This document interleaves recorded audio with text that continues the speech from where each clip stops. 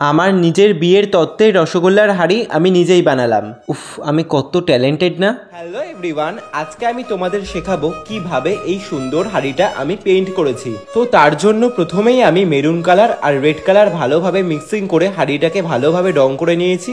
এবার দেখো হাঁড়ির যে উপরের পার্টটা মানে রাউন্ড পার্টটা কি বলে ওটাকে আমি জানি না, বাট এবার ওই পার্টটায় আমি যত বেসিক মোটিভ আছে কমা মোটিভ, আম মোটিভ, লোটাস মোটিভ, পাতা মোটিভ সব দিয়ে চেনের মতো করে ভরাট করে নিয়েছি।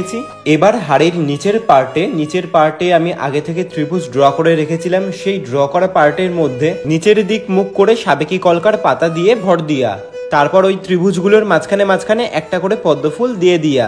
পদ্মফুল का ट्यूटोरियल बहुत जल्दी दे दूंगा।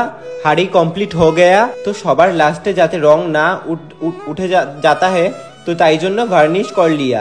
कैसा लगा हाड़ी अवश्य कमेंट करके बोलना, सुंदर सुंदर कमेंट करना। আমাদের নেক্সট বেসিক টু অ্যাডভান্স 11 দিনের অফলাইনে কলকার মাস্টার ক্লাস শুরু হচ্ছে 2 জুলাই থেকে ব্যারাকপুরে। সিট বুকিং কিন্তু শুরু হয়ে গেছে, যারা যারা সিট বুক করতে চাইছো আমাকে ডিএম করে সিট বুক করে নিও। তো কেমন লাগলো আমার বিয়ের তত্ত্বের রসগোল্লার হাঁড়িটা অবশ্যই কিন্তু কমেন্ট করে জানিও।